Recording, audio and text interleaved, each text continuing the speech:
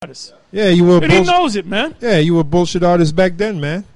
You know, you'd have the top men be there to represent you.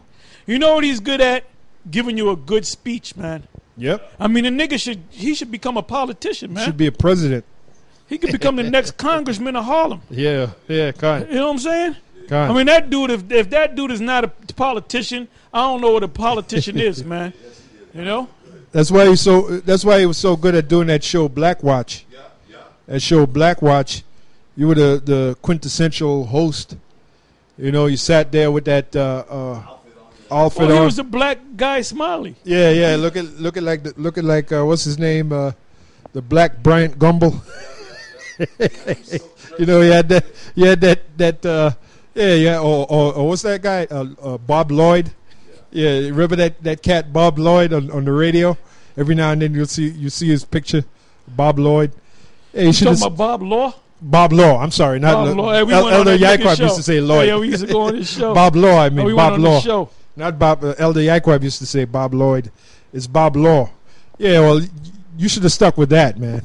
That was more your speed. That was more your forte. Because being in this truth, you're a camp leader, and you're no teacher of the Most High. How about Shemi Shai? Oh, he's a flim flam man. Con artist. And another guy was Kazak. Now, when I first came in the truth, I was in the Brooklyn camp, which later became known as Sons of Thunder, Yashawan's camp, right?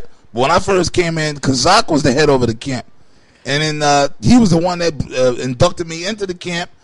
And then after, it was like the first day I joined the camp, Kazak was there, and then like months later, you didn't see him. Then he would pop up. Well, no, he was writing that book. Yeah, he still hasn't written. He didn't wrote the book. He was writing that book. Yeah, I gotta write that book. Yeah, writing the book. The book's already here, man. What the hell you gotta write a book for? We got the book. Gun. The hell you gotta write a book for, man? Yeah, gun. Yeah. Let me read this here.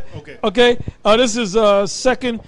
See, now I went to 2 Timothy 4, and I started the first verse, and there's more into it, but I'm going to jump down because there's a lot of points in this. And the 2 Timothy, the 4th chapter, you can do a sit-down just on that chapter alone. I mean, that's a hell of a chapter, man. And Lord willing, I might go through this whole chapter at the camp today, man. You know? It says, at the 6th verse, it says, this is Paul speaking, all right? It says, for I am now ready to... I'm thinking about these guest appearance speakers like Nate and Johanna, these DD Divine Dispatchers and semi-retired cats, guys that been there and done that, right?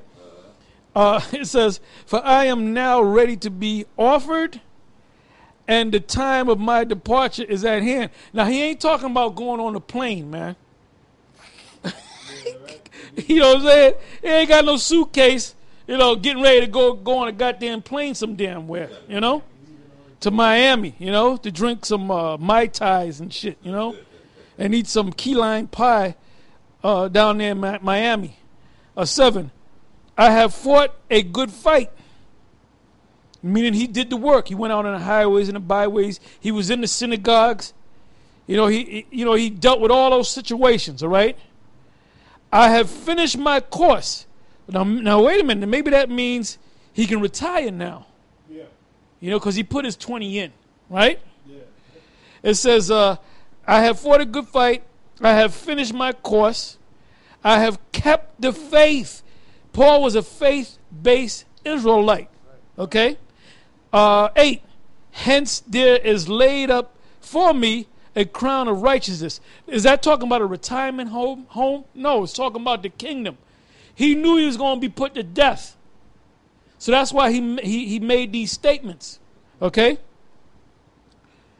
He said, henceforth there is laid up for me a crown of righteousness, which the Lord, Yahweh B'Shem Yahushai, the righteous judge, shall give me at that day. And not to me only, but unto all them also that love his appearing. In other words, when you say you love when you're a kid and your daddy goes off somewhere and you're anxious for him to come back or whatever. You're anxious for something to come, a present in the mail or whatever, and you're waiting for it to come to appear, right? Well, anyway, you're supposed to pray. Is that the day? How many more days? You're looking at a calendar? Well, that's the attitude you're supposed to have when it comes to the Lord coming back. You ain't supposed to have the attitude of, well, we're going to be here another 50 years. You ain't supposed to have that attitude, man. You're supposed to have that attitude like that gift is coming in the mail and you saying, when is that gift going to come? Any day. It says, love his appearing, right? 9, do thy diligence to come shortly unto me. Now, he's going to go into these guys that fell off, that loved the world. And he's going to actually say it. It says 10, for Demas have forsaken me, having loved this present world, and is departed unto Thessalonica, Christians to Galatia, Titus unto Dalmatia. Only Luke is with me. Take Mark and bring him with thee, for he is profitable to me for the ministry. All right? So you had guys like if somebody leave GMS, Baloo will make a video, see another guy left him. Well, wait a minute. Does that mean we wicked? Because if that was the case, that means Paul was wicked, right? Right. You had guys that left Paul in them, man, back then. That fell off. Right. Just like That's today, right. you got guys that are going to fall off, man. Yeah. The 70 left Yahweh Shai. So does that mean that Yahweh Shai or Peter turned his back on Yahweh Shai, and all the apostles turned their back on Yahweh Shai. They wasn't around when they judged him and whipped him. That's right. Them guys are hiding, man. And Peter said he wasn't going to do that. And the Lord said, look, you're going to deny me. You're going to deny me 3 times. You're going to deny me. You're going to deny me thrice before the cock crowed twice. Yeah. And he heard the cock crow, man. Yep. So all of them. So did that mean that the Lord was wicked? No. So you guys, you murmurers, man, you scoffers, your day is coming. Your day is coming. We don't even pay you niggas no mind no more, man. No, we don't. You know? Yeah, I got a scripture to add. This is the book of John 19 and 30. When Yahushua therefore had received the vinegar, he said, "It is finished." And he bowed his head and gave up the spirit. So, he made a statement, "It is finished," meaning what? The work that he had to do in gathering, which part of the work was gathering the 12, propagating the word of his father, Yahweh, like we're doing, going on the cross. That was part of the work because he had to fulfill the prophecy. All right, so he went, and he didn't want to go on that cross. The proof is in the Garden of Gethsemane. He prayed to his father 3 times to take the cup away from him. And the father never gave him no answer, which was an answer. So he had to go on the cross. So he did all of that, and the last statement he made was, "It is finished." So that's the same attitude we got to have, man. You got to finish the work, man. You got to finish the work. Everything you've done up until now pales in comparison if you don't move forward.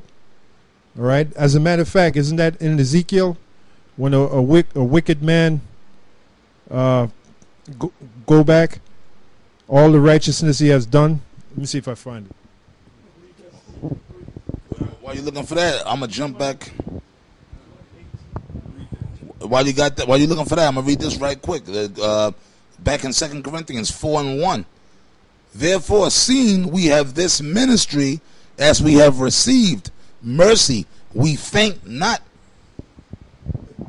That's right. I got something real quick. Why you got it already? Yeah, I think so. Well, keep looking. I got this real quick. Revelation 10, verse 9 and 10. And this is for you scoffers and mourners and you murmurers and you guys that are semi-retired and you DDs. Okay? Revelation 10 and 9. It says, and this is John receiving that book. And I went unto the angel and said unto him, "Give me the little book." The little book represents the scripture. Because the Bible is a little book. A little book. See? It says you can hold it in one hand. It's a little book. But it goes into the history of the whole world, man. It says, give me the little book. And he said unto me, take it and eat it. Now, Ezekiel also was given a roll, which is also the book, the whole book, and he was told to eat it. He said, eat the whole book and then go out and teach the children of Israel. Meaning you got to fully understand this Bible. It's breakdown and everything, okay? That means Daniel 11, 2nd Ezra 11 chapter, and the 12th chapter, and all the